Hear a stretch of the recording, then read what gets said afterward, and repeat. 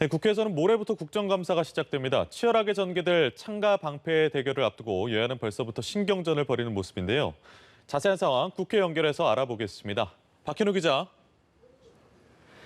네, 21대 국회 첫 국정감사가 이틀 앞으로 다가왔습니다. 국감 직전까지도 추미애 법무부 장관 관련 이슈와 서해상 공무원 피살 사건 등 현안을 둘러싼 여야의 공방전이 워낙 뜨겁게 전개돼 왔기 때문에 올해 국감장에서 펼쳐질 창과 방패의 대결은 그 어느 때보다 치열할 것으로 예상되는데요.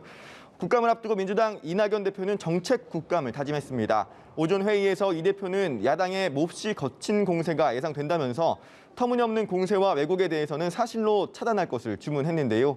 그러면서 야권이 정쟁으로 접근하더라도 민주당은 정책과 민생으로 대처해 나가자고 강조했습니다.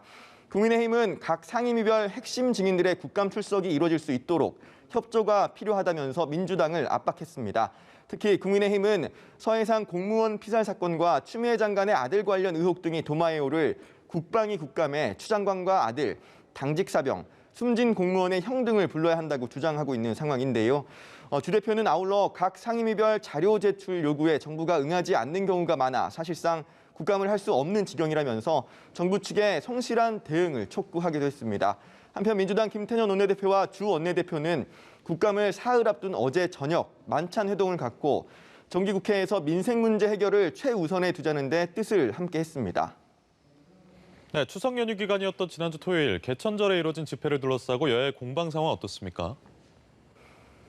네, 민주당은 코로나 시국 속 안전과 방역을 해칠 수 있는 집회는 바람직하지 않다면서 지난 개천절 집회와 관련한 정부의 대응을 두둔했습니다.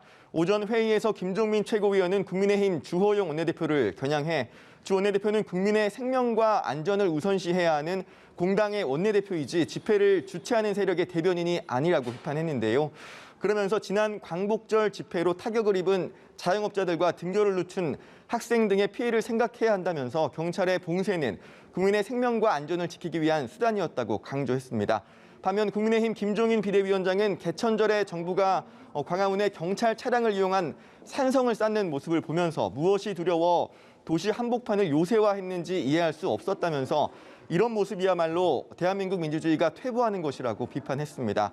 주호영 원내대표도 한글날에는 산성을 쌓는 대신 문재인 대통령이 광화문에 직접 나와 국민의 목소리를 듣고 본인의 생각을 밝혀야 한다고 날을 세웠습니다. 지금까지 국회에서 연합뉴스 TV 박현우입니다.